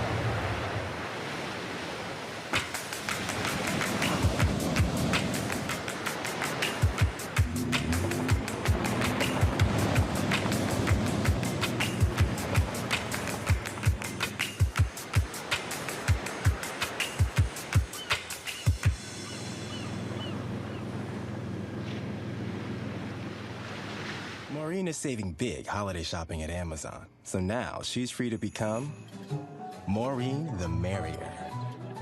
Food is her love language, and she really loves her grandson. Like, really loves. Y'all know who Roland Martin is. He got the ascot on, he do the news. It's fancy news. Keep it rolling. Right here. Rolling. Roland Martin.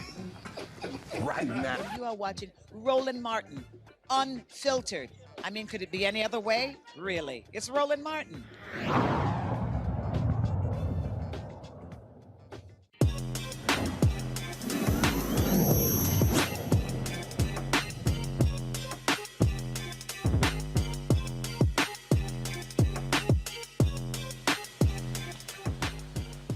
All right, it's a whole bunch of y'all ain't got no idea how in the hell how to use these devices. Something goes wrong, you can't get it fixed, you don't know what to do. Well, there's an app called the Fixed app.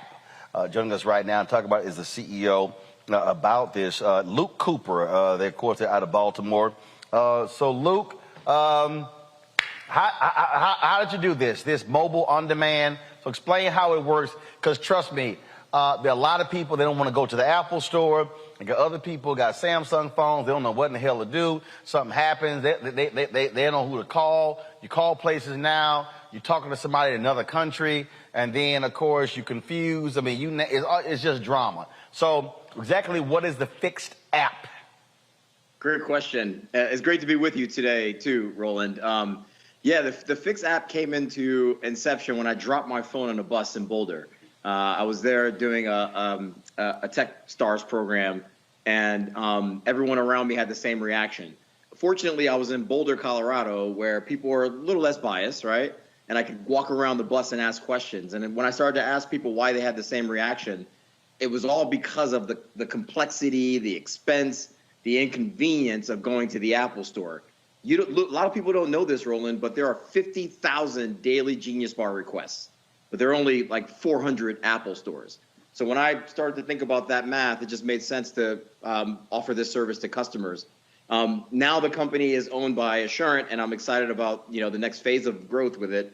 But it does exactly what you described it to do, which is get your phone back in your hands, very, very quickly.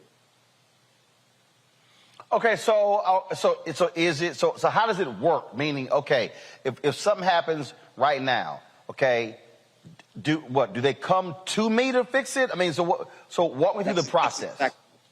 Yeah, that's exactly right. So you sign up so Fixed doesn't serve individuals. We serve large scale enterprises. When I started the company, we were initially going after consumers, but we saw that was a very expensive proposition.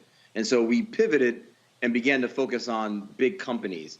And when we started to focus on big companies, we saw our success just scale, and we grew revenue 400% year over year. I raised $7 million, including a $3.5 million Series A, hired roughly 80 people. A lot of them didn't look like me, and that was also a challenge, right? Showing up as your whole self in scenarios where people are just getting accustomed to the idea of having a black boss, black CEO, black manager, or anything. But the whole premise behind the mobile app and the website that drives the service is essentially that you give us a list of all your physical assets, and we bring our technicians, one of our 1,500 technicians around the globe, to you in 4 hours or less based on information that we're reading from the device. So when you break it, you are punching in several bits of information, which automatically comes into our portal and pushes out a dispatch to one of our technicians. One of those technicians arrives at your door. They're friendly. You have all this information sort of sent to you via email, website. You can track it on the website. You can track it in your phone if it's not severely damaged. And then when that technician gets on site, they're repairing your phone, replacing it in less than 4 hours. We're super excited about the growth of this company. And in the very near term, a lot of consumers are going to be able to have access to it as well. All right, questions from my panel. Let's see, who is the most, I would think, technically challenged person on the panel? It's probably Robert. Thank you so much. So I did have a question. What do you think right to repair laws would have on the impact will that have on consumers for people who may actually want to learn how to actually fix their own devices? Or do you think it's best to have a technician like yourself or someone trained like you before you mess up your actual device further than you can actually ever get it fixed? Yeah, no, it's a great question. We definitely dealt with that. And to be clear, I've never really repaired a phone. My background is a JD MBA lawyer. And I sort of came out of that to become an entrepreneur. But yeah, we had to deal with that pretty consistently over the sort of 8 years that I was building and growing the company. I think right to repair laws will remediate to some extent. I think that we heard a lot of sort of news right to repair laws in the last like 2 or 3 years, and a lot of that was driven in the market by OEMs like Apple and others that wanted to, sort of control the supply chain for physical assets around the devices and parts around the devices. What we've seen in the last year or so is that Apple sort of backed away from that because of all the pushback they've gotten in these individual states about the right to repair laws. I mean, I think the other part of it too is that people have a right to work and create a life for themselves. And, I'm proud of the fact that we were able to create such an incredible opportunity for so many people to support their families and their everyday lives with, the work that they were able to get from us. So, I think the right to repair laws will continue to subside over the, coming near term, but, we'll wait and see. All right, then, let's see. Lauren.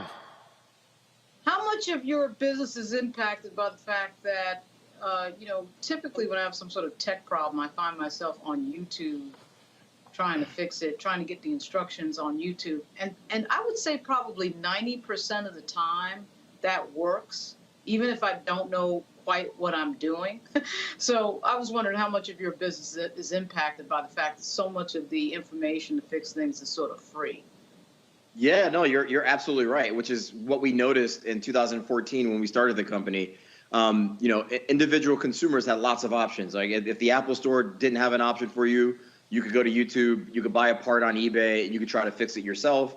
You could go into a retail establishment that does phone repair and get it repaired there.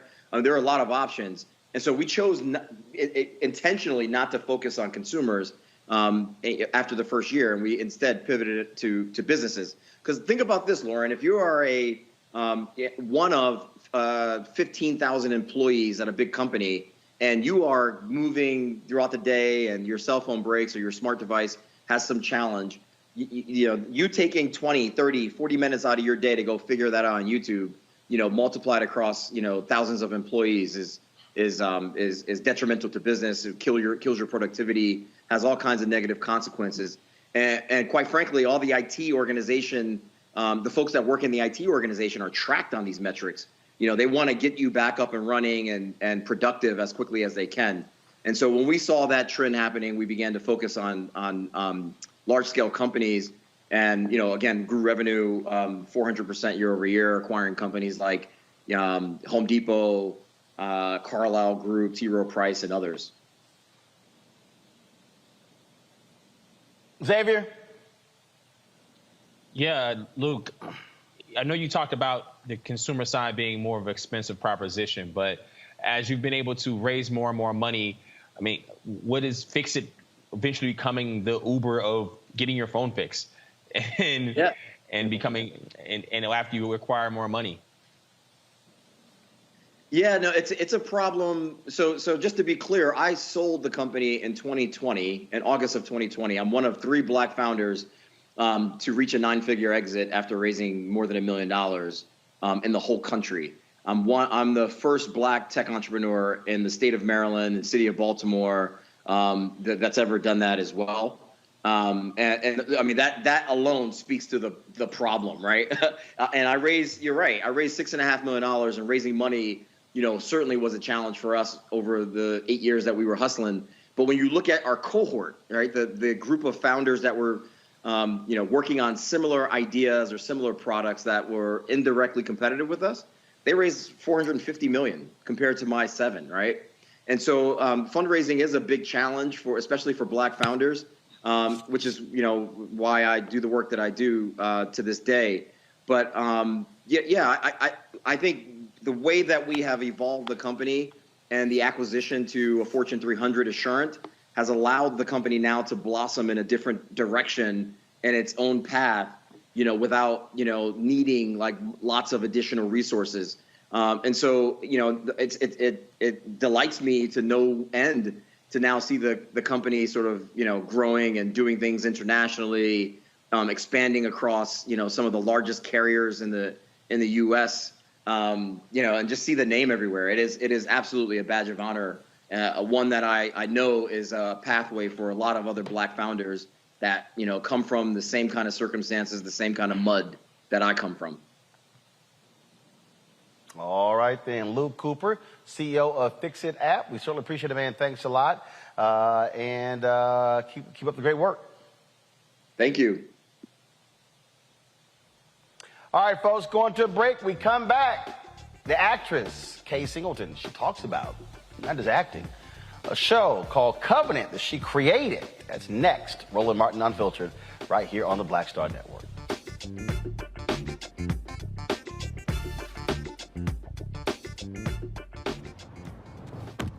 Oh, that spin class was brutal. Well, you can try using the Buick's massaging seat. Ooh, yeah, that's nice. Can I use Apple CarPlay to put some music on? Sure, it's wireless. Pick something we all like. Okay, hold on. What's your Buick's Wi-Fi password? Buick Envision 2021. Oh, you should pick something stronger. That's really predictable. That's a really tight spot. Don't worry, I used to hate parallel parking. Me too. Hey. Really outdid yourself. Yes, we did. The all-new Buick Envision, an SUV built around you, all of you. Once upon a time, there lived a princess with really long hair who was waiting for a prince to come save her.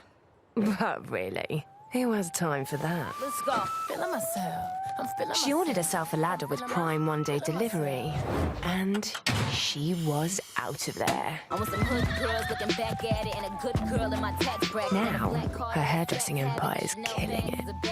And the prince, well, who cares? Prime changes everything. What's up, y'all? I'm Will Packer. I'm Chrisette Michelle. Hi, I'm Chaley Rose, and you're watching Roland Martin Unfiltered.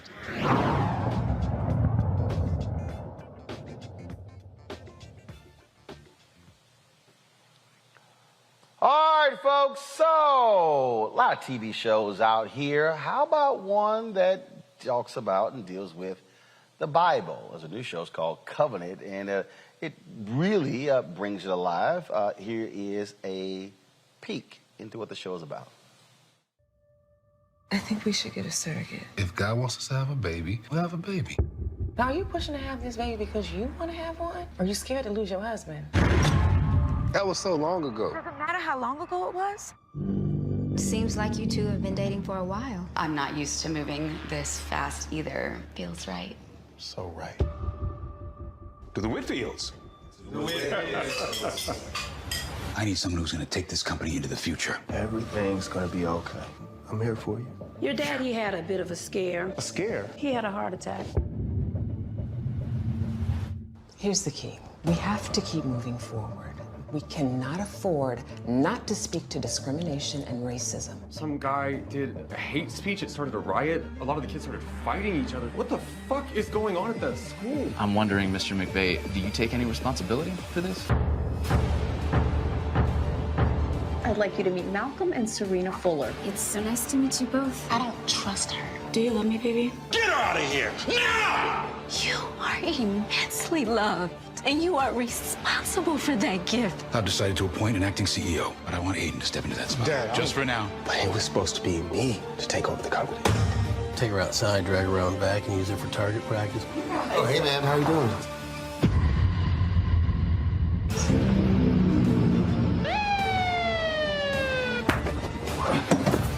Are you what?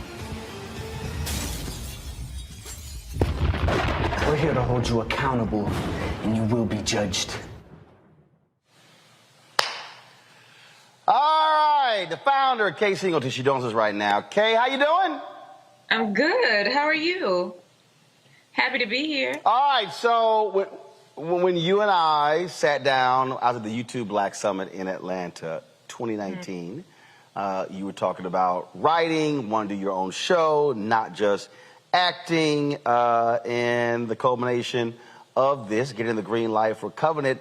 But what's interesting is that, again, I purposely set it up that way. When people talk about, you know, this is a biblical show, I know people were thinking, oh my goodness, here come people wearing sackcloth, Right. and folks walking around Africa. But no, so explain why you wanted to take these stories of the Bible, but give it a real life modern day twist. And exactly what you said, Roland. So many times we think we're going to see a show about a biblical backdrop, or if it's a faith-based show, we're going to see the sandals and the sackcloth, and we're going to hear them really talking about Bible verses the whole time and not see that's really poignant to what's going on right now in 2021. And because I wanted to appeal to all kinds of audiences, whether you went to church or whether you don't go to church, whether you know the Bible or not, I wanted everybody to be able to enjoy something. And I wanted to appeal to millennials, Generation X, Y, Z, everyone. And so in order to do that, I needed something that was timely, that was thrilling, that was suspenseful. And I wanted to put it in a time and in things that we actually go through every single day, whether it's infertility, which was in the first story, The Promise, whether it's the virus that is going on in the second story, The Vow, generational curses is in the third story, and the fourth story, oh my goodness, it touches on conspiracy theories and race issues and white supremacy. So it's just, we get into it. Well, if you remove the wonderful, nice, sweet perspective, the churchy church view of Bible, I mean, we talking about brother hating brother, son turning on daddy. Let's be real clear, lots of hoeing. David, Bathsheba. I mean, look, let's call it what it is. I never forget. I had a preacher who did. He said, "Let's be clear.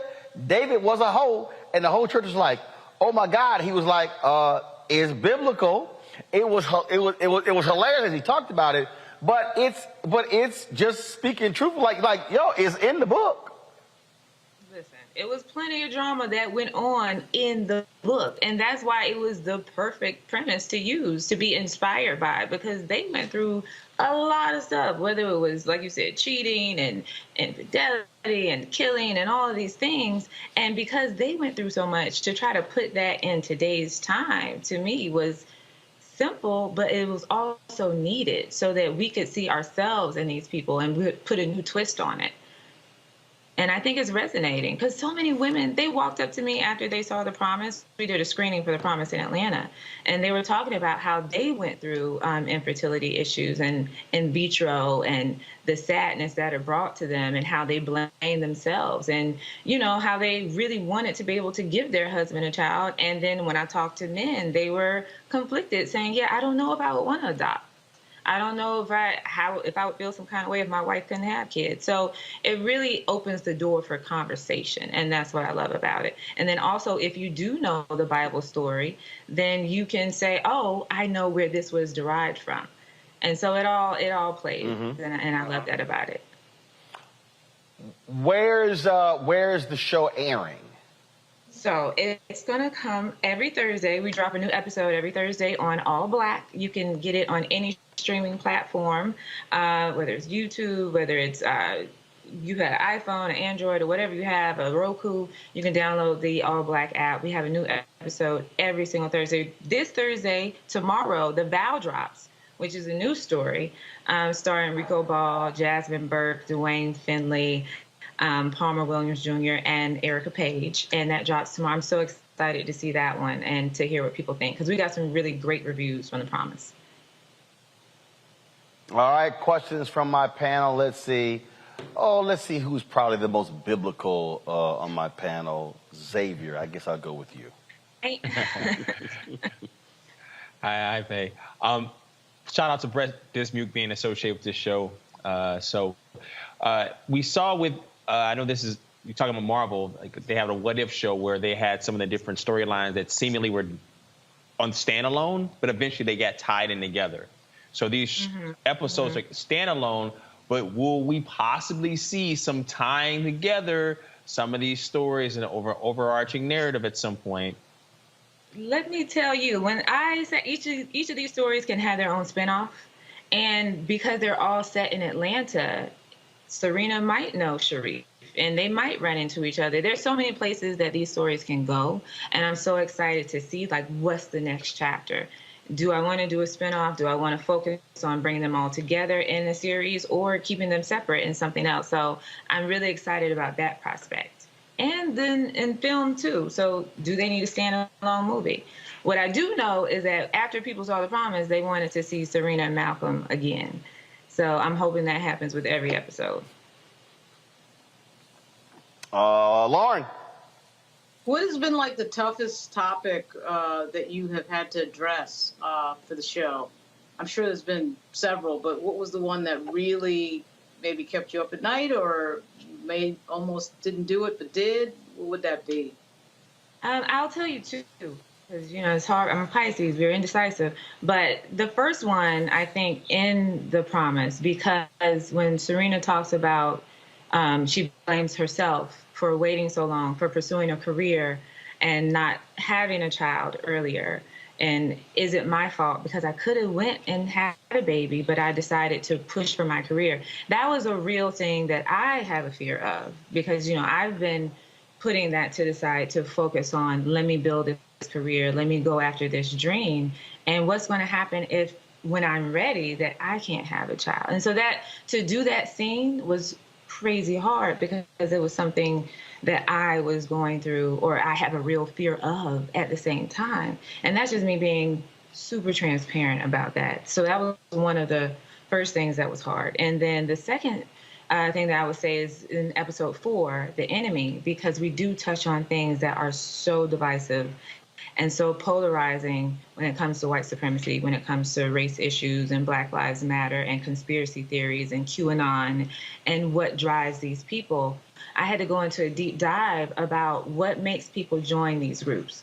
Let's say like neo-Nazis, for instance.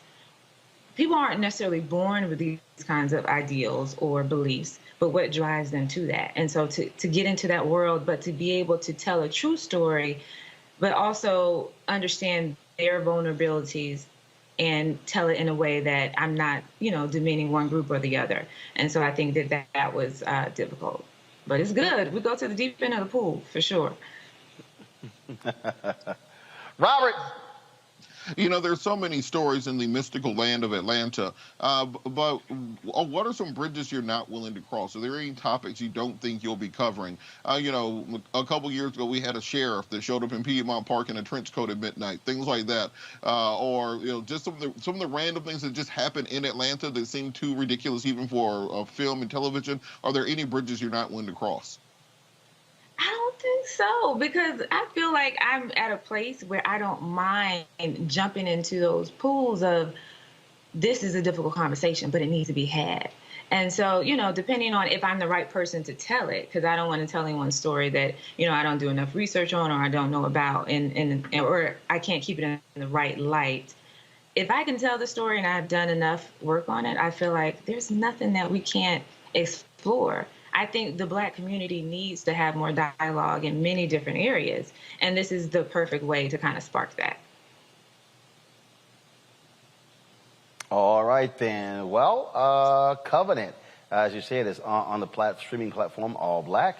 Okay, we appreciate it. Thanks a bunch. Good luck with it. And like I said, I know you have been trying to make this a reality for quite some time, and so congratulations on getting it done. Thank you. Thank you so much. And I want to hear your review later, but you can tell me at another time. I'll send you a text. I'll let you know. Please. All right. Thank you. Thank you for having me. I appreciate it. Thanks a bunch. All right, folks, we got to get out of here. Game 2 of the World Series starts. My Astros, I was there in Houston last night. We lost game 1, but it's all good. We're going to come back and handle the business. And so when the series goes to Atlanta on Friday, it'll be 1-1. Sorry for you Yankee fans. Your team sucks. Y'all spent all that money. Say what? Look, let me tell you the best thing about the Astros. The best thing about the Astros, and the reason I do like the Astros in this moment, is that they beat the Red Sox. Okay? That's what the Astros did. That is the best. They beat the Red Sox. And they're No. We beat that. We beat that ass. That's what we did. So absolutely. Xavier, who's your team? Oh, I'm from Chicago. Xavier, who's your team? You all took out the. I'm from Chicago, Roland. You all took out the White Sox. So just so y'all know, first of all, Chicago White Sox should never talk about anybody being cheaters. Hey, you got me on that one, Roland. There's only one team that has thrown a World Series. The Black Sox. That is correct. That was 100 years ago, Roland. No. They weren't the Black Sox. They were the White Sox. Look, I'm sorry y'all weren't good enough. So, yeah, we took care of y'all. We took care of the Yankees' perennial opponent. And don't worry about it. Atlanta, we better give y'all the business as well. All right, y'all, that's it for me. I'll see y'all back in studio tomorrow. I'm back in D.C. Friday, I'm going to be in Indianapolis for the Stewart Speaker Series.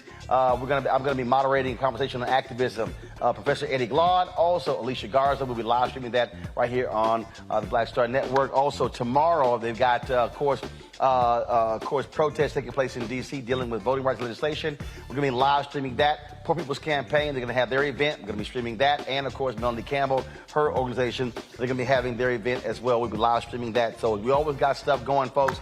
And that's how we keep it busy. And so we appreciate it. Again, great time today. If you missed my lecture at Fisk, simply go to Black Star Network, go to our YouTube channel. You can actually see where I talked about social media influencers. So quite the interesting conversation.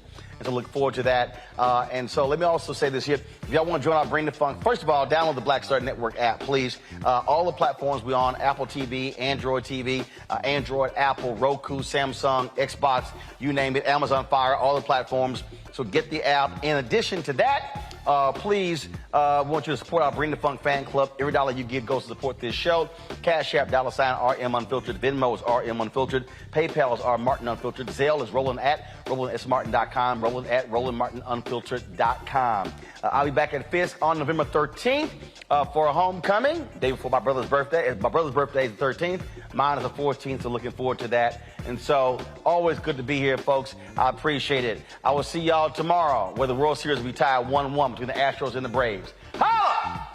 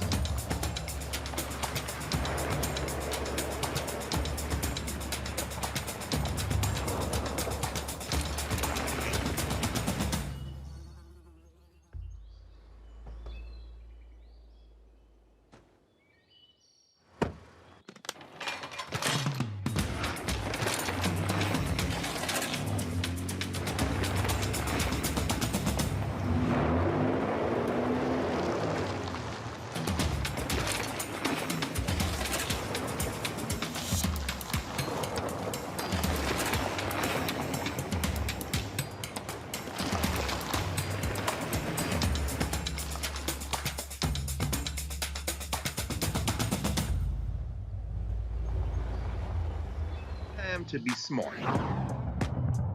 Roland Martin's doing this every day. Oh, no punches! Thank you, Roland Martin, for always giving voice to the issues. Look for Roland Martin in the whirlwind, to quote Marcus Garvey again. The video looks phenomenal, so I'm really excited to see it on my big screen. Support this man, Black Media. He makes sure that our stories are told. See, this difference between Black Star Network and Black-owned media and something like CNN. I got to defer to the brilliance of Dr. Carr and to the brilliance of the Black Star Network. I am rolling with Roland all the way. Honored to be on a show that you own. A black man owns the show. Folks, Black Star Network is here. I'm real revolutionary right now. Roland was amazing on there. Stay black. I love y'all. I can't commend you enough about this platform that you've created for us to be able to share who we are, what we're doing in the world, and the impact that we're having. Let's be smart. Bring your eyeballs home. You can't be Black-owned media and be scared. You dig?